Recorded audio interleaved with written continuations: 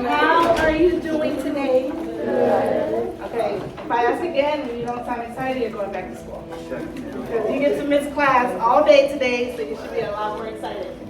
How are you feeling today? Okay, much better, much better. My name is Alina Austin, and I am one of the staff. I'm a program coordinator, no, not a coordinator, program manager at Reach Out. And I will be here kind of hosting the room along with my friend Jesus.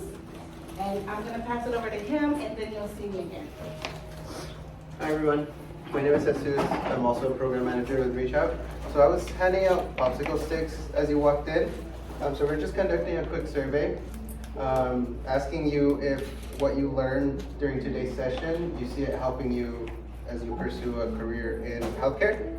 So try not to focus on the topic, which is, Dr. Chan is going to talk about his work with a chiropractor field, the chiropractic field.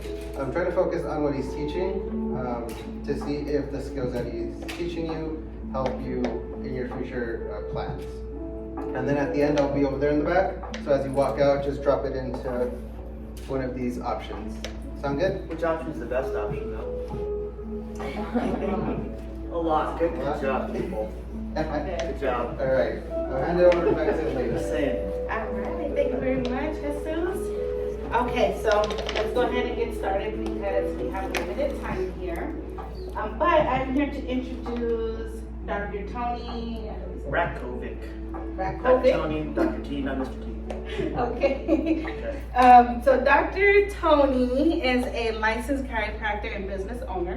He is a graduate from here, UC Riverside, as well as Southern California University of Health Science, and specializes in family practice, scoliosis, child and adolescent care, nutritional counseling, and exercise rehabilitation. Whew. I don't know if Right? she put like So something like mouthful. that. He helps his interns learn how to communicate with patients, a skill that he looks forward to sharing with his students at HPC this year. That's this conference. His commitment to patient satisfaction has allowed the Euclid Chiropractic Clinic to grow and be successful for over 20 years. That's a blessing to be in business for so long and survive COVID. Yep. That's huge. He enjoys seeing patients because they are happy to come into the practice. So please help me welcome Dr. Tony Rakovic. All right, so today we're gonna learn something, hopefully something. One thing I wanna understand, who wants to be a chiropractor in this room? Anybody? Yes, fantastic, 1 out of 1,000, fantastic. Who wants to get into health, who wants to be a nurse, medical doctor, DO, things like that? Healthcare, perfect, right, good. What's the number one thing you should learn? Schooling, you have to get through school, right? You can't go, you have to get your license, you have to get your, we have to go through boards, licensing boards with the state, with government, everything, blood tests, everything too. But what's the number one thing once you're out of school you should focus on now how to do? What do you think? What's that one thing? Judy? Communicate. Yes, communication. Why is communication important? With a patient, for example. Why should patients worry about your communication skills? You get to know what's wrong with them. And you have to Good. You get the, and before that too, when you have a patient Sally comes to, hey Sally, how are you today? What's going on? They want to know, can they trust you with their health care? Do they know? I have this pain somewhere. I have this uneasy feeling. I have these headaches. I have my leg cramping up all the time. Why does that have to have blood clot? Do I have a life-threatening injury? So you have to be there as their first line of, they call it a port of entry doctor back then when I was in school, as a way to help them understand, is life-threatening, is 911? When you call a hospital, your doctor, what's the first thing they say on the machine? Life-threatening emergency, please call 911, we're not available for you. Call them. They're here for your help. They might be good for you as your patient, or if you know what, you're in the wrong place, but this is what it might be, let's send you over there. So they're looking for you for help immediately. Okay. By your bedside manner, by your mannerisms, by your body language, how you talk, your tone of voice, everything you do, that first first 5 minutes conversation with Sally, at that point we'll either tell her, I can trust this doctor, or I can't trust this doctor. Do most people like doctors? Say no. No. Most doctors, especially after COVID, that I've experienced, are more, I'm gonna do a voice call with you, I'm gonna do a video call with you, I don't wanna see you in person. See you in person, it's quick, boom, boom, boom, okay, Sally, okay, here's your medication, get out of here, to somebody else. No eye contact, nothing going on, it's very hands-off. As a chiropractor, I am hands-on all the time. These are working 24/7, not 24/7, business hours, whatever they are, 8 to 5 or 8 to 6. But I'm hands-on, so I put my hand on her shoulder, how you doing, here's my handshake, my eye contact, everything. So your communication skills exactly allows you that first 5 minutes ago, that Sally to go, I can trust that person or I can't trust that person. So after 5 minutes, you're gonna go, okay, thanks doc, I'll see you, bye. And then she'll find someone else. My patients, especially senior patients, seniors are someone over 65 years old, even over 55 or over 50. At that point, they have sometimes a bad taste in their mouth from the last doctor. Last doctor gave them a bunch of meds, didn't work, made it even worse. They're coming to you for help. How are you going to help differently? Now they're upset coming to you. Patients come to my office upset because their doctor, they see a doctor for 3 or 4 months. I had one patient, she's 25 years old, she's a nurse now. She saw a medical doctor for 5 years. Medication didn't help. Her sleep got worse, her arm pain got worse. Her mentality went from positive to anxious, depressed, because she had pain for so long. When you're in chronic pain, it affects your mind. So realize that's part of your assessment when you're talking to someone. How is their mindset, not just their physicality? So after 5 years, she said, I'm desperate, I'm going to get out of pocket, go to this chiropractor, this person, Dr. Tony in Upland, this guy. At that point, go see what he can help me with. She was even diagnosed with psychological issue. Even though she had a psychological issue, it was more of her pain had got so bad it affected her psychology. She was even told it was all in her mind. This is recent. This is the last 6 months. So it was not in her mind. She said, God, why are you here? Not in your mind. Find some help somewhere else. Saw me. Within 2 months, she was sleeping better attitude, no anxiety, no depression. And now I saw her yesterday, and she's sleeping 7 to 8 hours a night versus 1-2 hours a night. Happy, working out, living a normal lifestyle now after 5 years of being diagnosed with a problem she wasn't diagnosed properly with or treated with. So you're dealing with people like this, you're going to be the better doctor, better healthcare practitioner for them when you understand how to communicate well. What are about 3 or 4 different ways to communicate. What's the number one thing when you communicate? When someone sits there and does this here, what should you be doing when they cross your legs? What do you think? There, you should cross your legs also. Okay? There's an old saying from Socrates or somewhere back in the Greek times. It's like attracts like. If you learn one thing, like attracts like. If someone does this, sits down, cross your legs, if you're over there talking to them, you sit down and cross your legs also. If they sit here and start talking in a low voice, you talk in a low voice also. If they're a fast talker, you talk a little faster than you normally would. You say certain words like, someone has leg pain, it's called sciatica. That's what it's called medically. We call it sciatica. So what should you do? Call it sciatica until you go through what's going on and how things are going. Put their hands like this, you put your hands like this. They lean forward, you lean forward.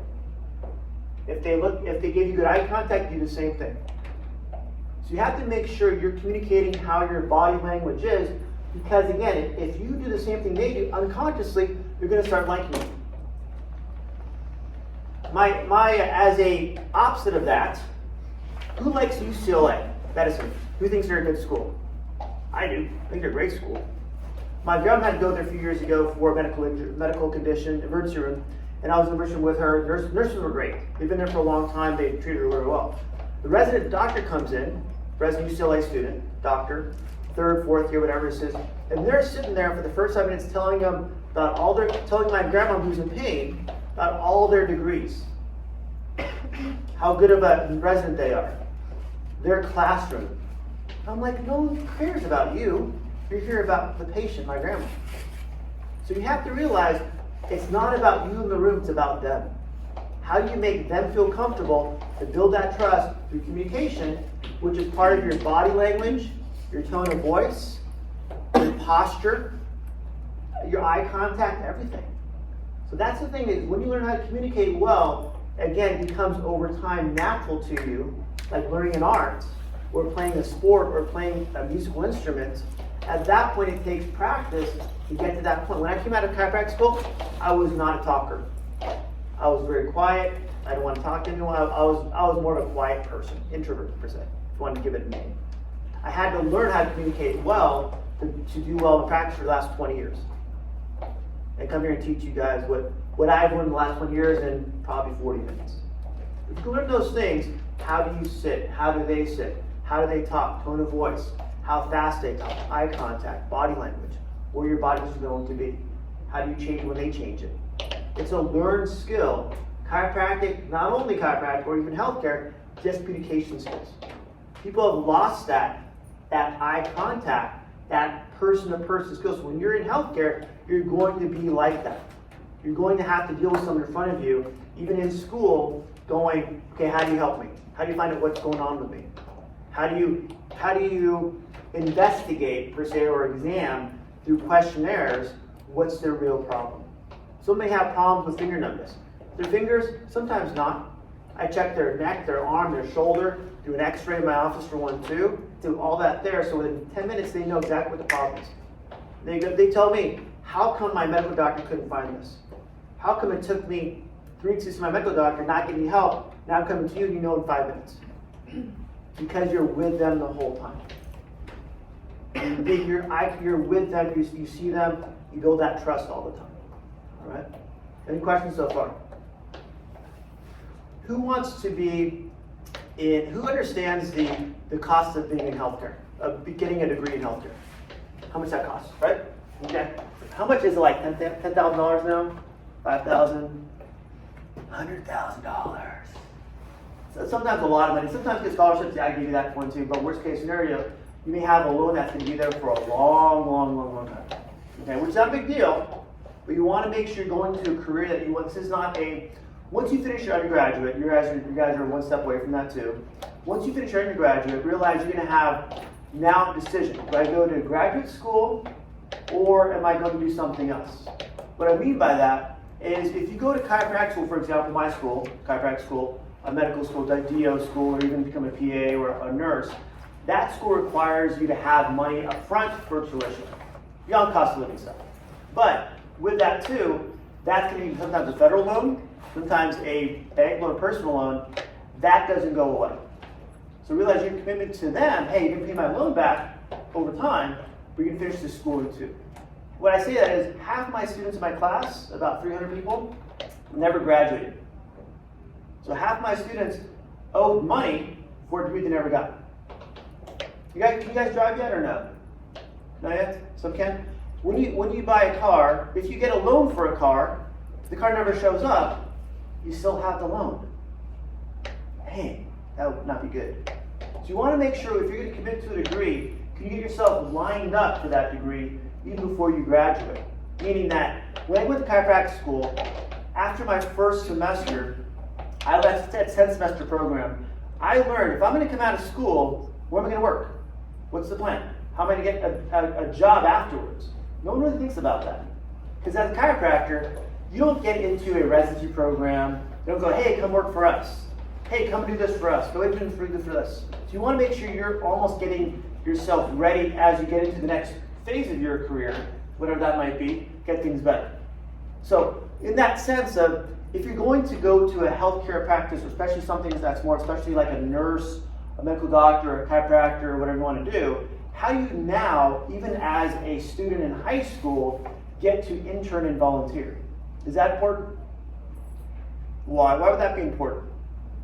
It helps you learn quicker. You learn faster. You get to see what it is behind the scenes. It's like going to seeing a movie, right? If you go to behind the scenes, like, oh, this is how it's really made. You know, what's going on behind the scenes. You get to see that relationship between the doctor and patient. You get to learn that, you get to shadow. The doctor will give you, hey, watch this video. Hey, did you hear that from the patient said? You learn on site. Right now, all stuff you're going to learn is book knowledge in your school, right? Yeah, fun times. Not really. Sometimes like, I have to get through this class. But to get through that class gets you the next degree. Get through that class is the weeding process. To get through that class, then this will be easier for you over here. School's never fun. You know, whenever I talk to my classmates, like, oh yeah, school's so rough. Practice is fun. Getting your degree is fun. Practicing implementation is fun. But getting through school is never fun.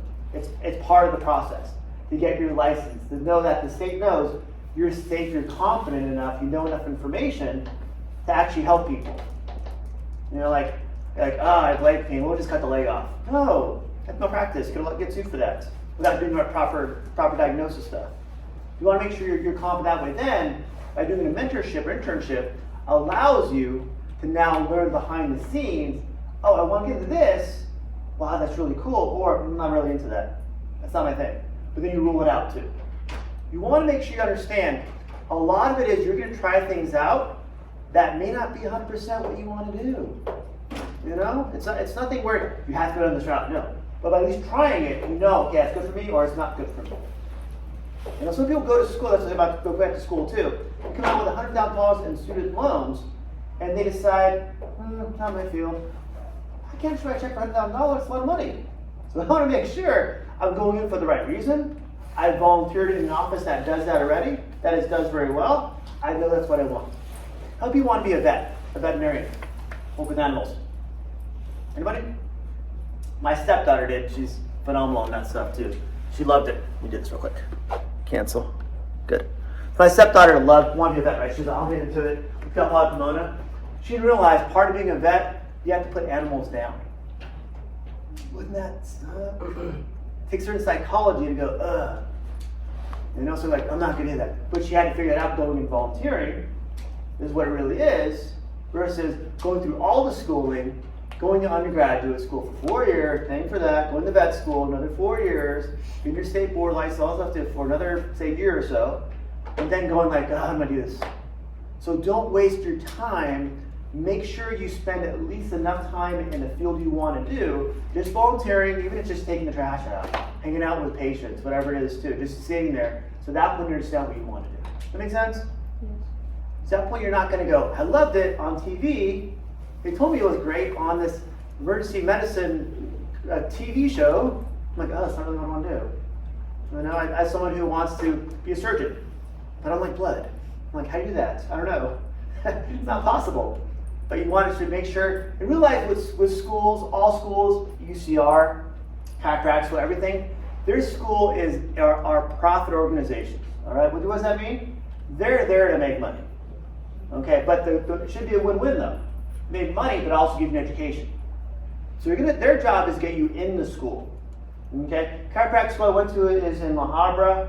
It's off to like the 57 and the 60. And their advertisement on their front web page or their Instagram and their Facebook was Hollywood, the beach. They're not even close to the beach. On a Friday traffic, it's like 4 hours of beach from there. Not gonna happen. But you want to make sure, so they're marketing you to get you in the door, but it's your job to look behind the curtain and go, okay, what's really going on here? How hard is this school? What do I really have to learn to get through the program? Does that make sense? And another topic is, how do you learn? What's the way you learn? And focusing on that is, how do you pass your tests for your classes, and down the line, pass board exams, pass your MCAT if you want to take that, pass bigger exams. Do you know how you learn? Have you figured that out yet? Are you someone who could read something, pick it up right away? Do you have to write it down like we did back in my school? We had pens and papers, not these computers and big screens. You didn't have power. We had like candles back then. Actually, kidding. But in a sense where, can you figure out, do you write stuff down that's easier to learn? Do you listen that you can actually hear it and go, that makes sense to me?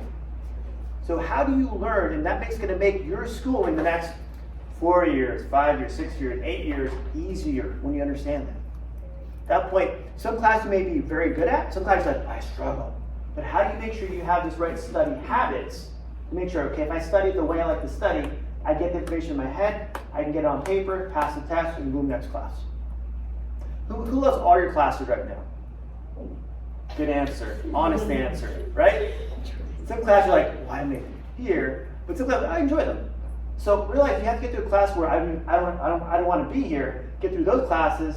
That allows you to get to where you want to get. You know, I'm not practitioner, probably, I don't know. Any questions yet? Another topic is to interpret what my interns is a lot of it is how do you smile? Kind of a weird question, right? Do you like to smile? Is that part of your daily, hey, how you doing? What's going on? How's your day? You know, when you can figure out your smile and do it genuinely with a new patient, with a new person in front of you, even your classmates also, it breaks down a lot of barriers. Someone who frowns, they're like, my doc's gonna be great today. No, your patient's coming in with a problem. Like we talked about earlier, they may be, because they had a problem for a long time, they might be anxious, they might be depressed, in a bad mood, grouchy. So if you walk in, you're grouchy also, everyone's gonna be grouchy that day. Can you find a way to smile, walk into your clinic, your office, your classes with at least a good attitude? At that point, you bring everybody else up versus down. There's something outside my door, and it says a couple things on there. The last part it says, at least I left the office with a smile. At least the doctor smiled. We chuckled about something. We laughed about something. If you can leave your patient with that mentality, they leave a little happier than they actually came in to see you, no matter how long your experience is with them, allows them to go, man, that person helped me out. I like that doctor. I like that nurse. I like that chiropractor. You know, whatever it's going to be for you. But you want to find a way to make sure you're smiling enough throughout your young life, whippersnappers, whatever it is. At that point, if you can start doing it now and have that good personality, that positive personality, that makes the patient positive too. They gravitate toward you. If you walk in and go, oh, Sally, I've had a rough day today. Traffic was bad. I got a flat tire. My dog's sick. You're like, well, okay, thanks, Doc. Appreciate it. Thanks. And want to talk about my problem too? You know, when you go that way, it allows them to really go, okay, this is maybe not the doctor for me. You know, and I'm in private practice, so patients just don't go, yeah, Kaiser told me to come to you. No, I do my advertising, social media stuff, I have Yelp reviews, Google reviews, all this stuff, been there for a long time. But that gives them the open door to go, does this doctor really follow through with that? Are they like that? That's why I put for this, I'm videotaping this also too. I put all my videos on my YouTube. If you go to my website here, chiropracticinc.com, you click to my YouTube, I have like over 5,000 videos on there. I videotape everything. So it shows, why would you want to show someone in a video what you're talking about? Why is that important? Yes? To know how you really are. Yes. In one marketing video, hey, I'm Dr. Tony, come to my office, blah, blah, blah. That's just that's the sales video. We go, hey, he has 5,000 videos, he does workshops with kids, with adults, with seniors, with chiropractors also. Man, he must be doing something right. He must know what he's doing. He must trust me enough to bring him back every year, hopefully, every year. So how is it then this go? He has enough information out there to show his reputation, his how genuine he can be. You'll also learn too from my videos how I adjust people. Everyone, you ever seen those adjustment videos online? On Tic-Tac-Toe or Facegram or Instabook? That's what it's called, right? Oh, I meant TikTok or Tic-Tac-Toe. Okay, I wasn't sure. Okay. Kidding. I have one video on TikTok. I did it when I first started. It has like 1.5 million views on it. It's crazy. Adjustment video. All that stuff. You did that sometimes too, right? Have you seen a chiropractor before? Huh? Have you seen a chiropractor? Yeah. How's your first experience? Relieving. How? It was up to the car crash. Ooh, okay. So, A lot of soreness the next day? yeah, my neck was like really tight, so that helped out. But the lower back and a little bit on my knees. It almost makes your body feel better, right? Yeah. With your experience with a chiropractor, was it everything I said today, or was it a different experience? No, he was really nice, talkative. Yeah, just really strong, so. Yeah. Yeah. It almost gets you to go, hey, what is this profession? Hey, I'm a student. How do I get here? Even if it's not even chiropractic, just healthcare in general for some people. I was telling someone in the back, when you see a patient for the first time, as a chiropractor, when you go to adjust their neck, there's 4 types of reactions. What do you think they are? Scared. Okay. What's their reaction? What's their physical reaction going to be though? What do you think? Are they going to cry? Relief? They're going to sometimes be shocked. When you're shocked from a scary movie, right? I have some bad scary movies. Like the Korean ones are the worst ones, I think. Scary movies. They can really mess with your head. There's 4 reactions I have for patients, physical reactions. One is laughing. One is crying. One is speaking Tourette's. One is having Tourette's. And one is, what's the other one? Another one is speaking in tongues. So you don't know what's going to happen. So I tell them that at that point, you want to make sure your patients feel one thing, comfortable and relaxed. As a chiropractor, as anyone in healthcare, if you want to. Especially if you're treating them with some type of service if you want to, not just the verbal talking to them also. All right. So can I use you for a quick example? Yeah. Yep, whatever. So we just talked about the last 3 hours, 4, whatever it was. I'll keep track of time. Grab a seat, sir. What's your name? Ruben. Tony, nice to meet you. So Ruben, I want to go through a patient example with you, kind of give you a real life story of what we do here. So say you have, say, neck pain for 1, 2. So when I come in the room, I'm going to do this like you are right now, just like this. Ruben, why are you here? What's going on? Just want to How do you hurt your neck, or what's going on? got into a car accident And how long was the car out? How far out? A couple months ago? A couple weeks ago? a couple weeks ago. Do you have pain the same day or the next day? The next day. Do you know why that's common the next day versus the same day? Adrenaline. Adrenaline traction, perfect. And also, too, your ligaments need time to stretch to be sore the next day, too. So it's not just the muscle we're worried about, also worried about the actual ligaments you're not just the muscle. Have you had any x-rays for this problem? Have you seen it? Have gone to ER at all? No. Good. How about urgent care? No. Good. And then right now, with the neck pain, do you have any headaches also, or any eye pressure, or any shoulder pain? Shoulder. Can you see what I did right there? So I'm going here, not only am I doing this, which is what Ruben's doing too, it's also I brought my voice down, his tone of voice, how he's speaking, his mannerisms for 1, 2. Also what I did too, is some people will understand your question verbally. So you want to do, is it just here, or does it run to the head? Does it run down the shoulder, down the arm? A lot of this too was more emphasized during COVID, because we had to do what when you're in a healthcare office in COVID? You had to wear what? A mask. So we can't read your lips, so you have to almost verbalize with your body language what's going on.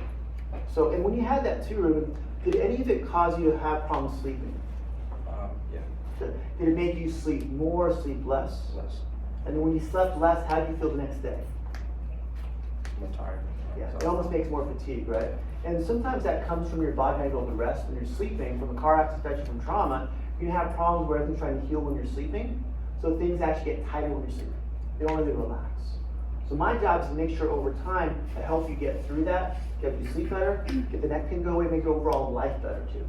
Outside of being in pain physically, does it affect anything with your schooling, with your activities after school? Can't really do my sport. Mm-hmm. What is that, sir? Track and field. Yeah. So does it make you sore when you do your sport? Yeah. Good. Right now, after I get you treated today with your first visit as a chiropractor, I'm just going to help show you how you start stretching, get you back in your sport. My job is from the accident is make sure you get better, you can play your sport, and the problem you're having now does not come back. That's the plan. Does that make sense? Yes. Okay, so pay me $5,000 and treat you. All right, thank you, my friend. Grab a seat, grab a seat. Does that make sense? So you want to make sure you can also get them to understand how you're going to help them, but make sure too when they answer you, they're not looking or going, am I answering the right way too? So you want to make sure when Ruben's sitting there, I'm asking a question. If he pauses, I'll go, let me say that a different way.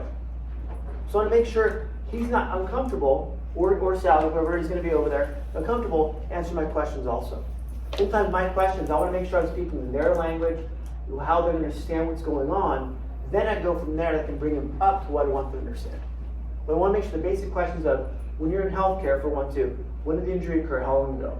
What location of the injury? Is it just the neck, or is it down the arm, or down the back, or into the head? What's going on in your overall body? And also, too, how does it affect your overall quality of life? Okay? Especially with people that have had a problem for a long time, say more than 2 weeks, even shorter than that sometimes, now they can't go to work. Now, like Ruben had mentioned, affects his sleep. If it affects your sleep, at that point your next day is going to be more tired. Next day after that, more tired also. So we're trying to help someone understand, maybe they're having pain, but how's their pain affecting their life? So by doing that with your patients, allows them to understand, hey look, my whole life's affected by this. So I have to get this better, make sure I show up for my treatment plans, make sure I can do the therapy I have to do, so that point I can get better and stay better. Because the problem is, if someone doesn't get better, even if it's their fault or your fault, doesn't matter who it is, at that point they're going to blame you, right? Okay, they're going to go, that doctor didn't help me, that nurse didn't help me. They gave me wrong information, even though they didn't do the exercise, they didn't show up for appointments.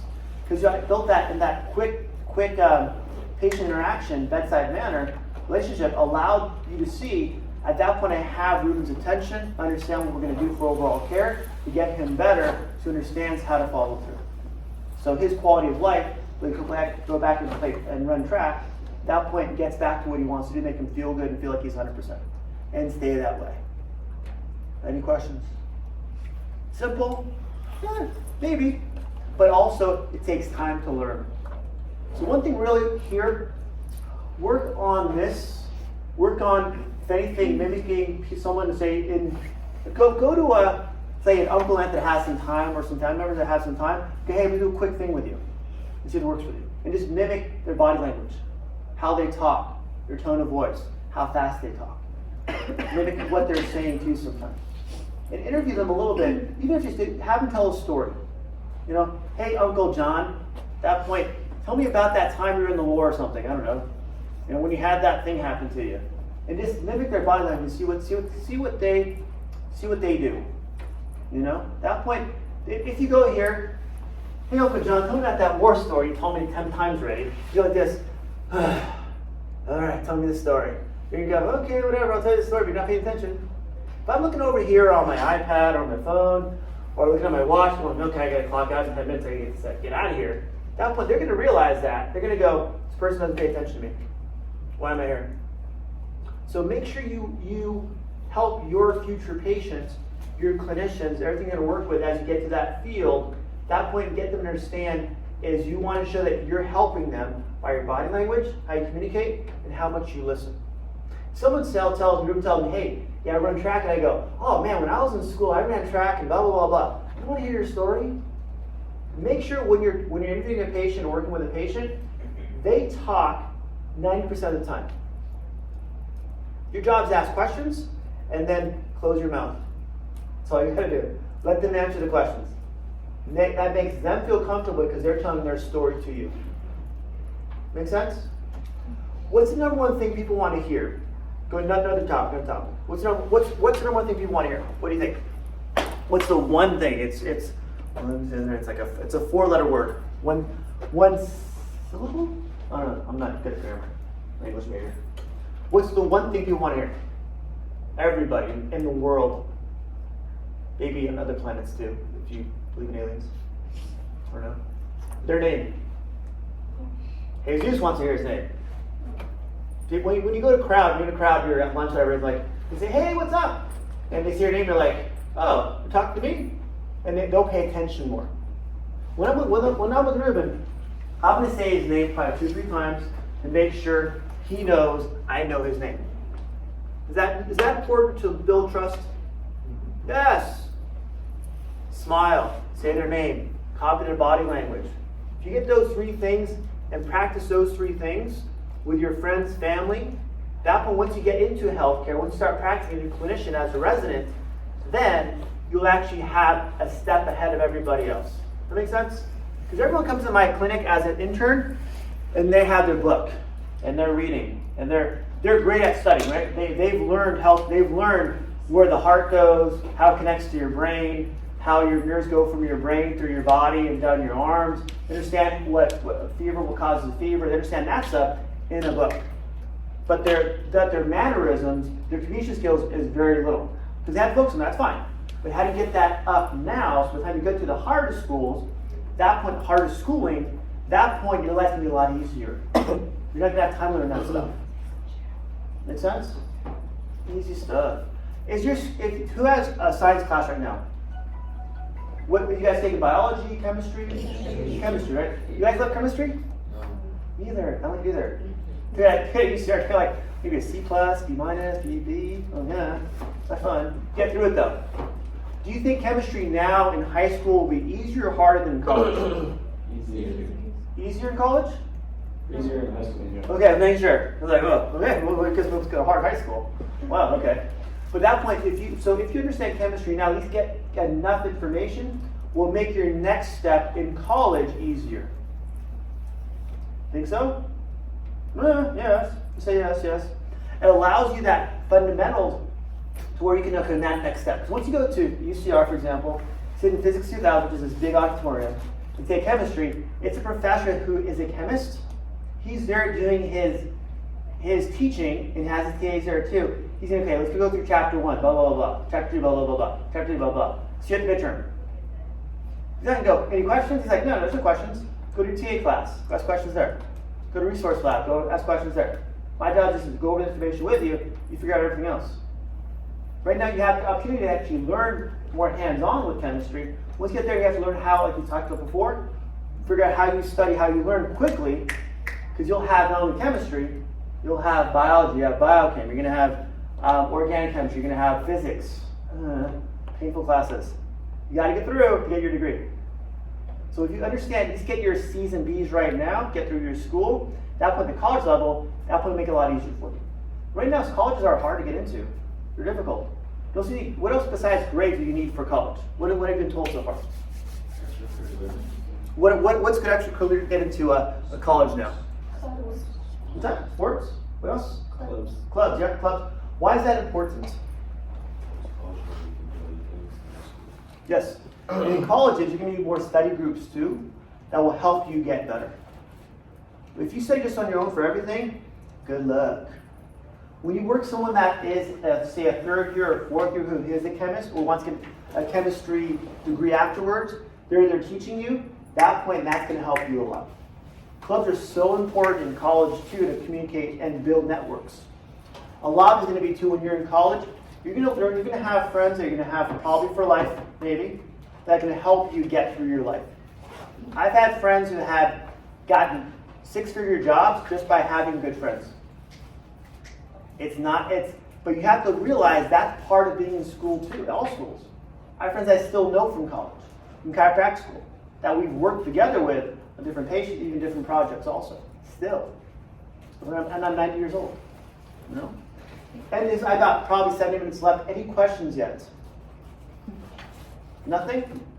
What was the number one thing people want to hear? Good. What's the thing you should work on? Communication skills. Also, which is part of what? Body language? Smiling. And what else? Eye contact. What else? Yes. How about their tone of voice too, right? A lot of when you learn those things outside of your schooling now, you're going to be so far ahead of other people. When I was in chiropractic school, I had a buddy of mine that had worked for a chiropractor, had learned how to adjust people, adjust their neck, mid back, low back. So after school, we go to his house and practice on his friends. So my classmates would go right to the library, study for the chemistry class, bio class, physiology class, whatever it was to. We went to learn the trade, the art, to make sure by the time we came out of school, our art was good enough to start practicing. When you can start your art now, whatever it's going to be, with good mannerisms, good bodies, good personalities, it makes it so much easier. Do people like you more when you frown or when you smile? Yes. Okay? So you're going to gain that friendship. So people, hey, look, I see you're a good adjuster, or as a chiropractor. Can you teach me how you adjust? Hey, I see you're good at mannerism. I see you're good at taking blood or this class for, say, blood work, phlebotomy, whatever it might be. Can you help me understand how this works? When you have that type of way to communicate with other people, it makes your life so much easier. There's one thing too that I learned after I was in practice. You never want to reinvent the wheel. What does that mean? What do you think? You don't want to reinvent the wheel. Good? Try to do something very good. Yes. I was working with a chiropractor a couple days ago. He was going to look at private practice by himself. A great guy. He goes, I was going to look at my website. At that point, I want to work on this. I was going to figure all myself up, and I'll do my exam paper and make it all myself. He goes, what am I doing? I can go to this office, go to school and get it from there. So you don't want to do extra work. If someone's done it right, copy the way you want to do it, copy the way they've kind of done it too. When I first had a website came back like in 2010 and 2012 it was, I was like, what are good websites in big cities like LA, New York, Orange County? Go online, figure out what they're doing, just copy it on my website. My own words, my own pictures, all that stuff too, but their formats. Things work and things work everywhere. So realize you don't have to do anything, just figure out who's doing it the better way, study the better way. At that point, follow their lead. You know, don't try to be the person that invents the wheel. You know, no, it's already invented. Just do it yourself. Questions?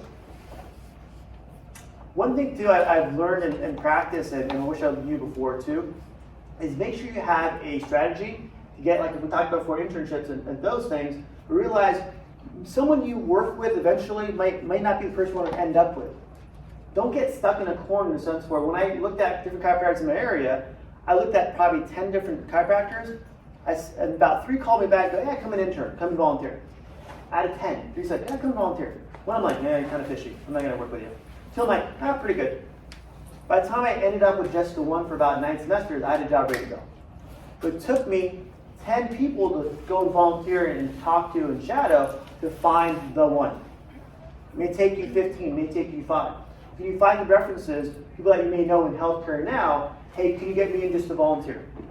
On the weekends or when I'm out of school, in the summer maybe. Get your foot in the door somewhere where you can actually get your experience for what you want to do. Even just something just general medicine too. Because people, especially private practice myself, love that. You guys are free labor. That's what I call you guys. Makes my job easy. All right. Anything else? Good? You guys learn something today? Make sure put all your little sticky things in the far right hand side. Give me good feedback. All right, guys, thank you for. I didn't get a couple more minutes, but I'm done. You guys, I think you guys get the point, right? Smile, body language, name. Those are the main things. And there's one of the fourth ones I've covered. Good? All right. Good. Thank you, guys.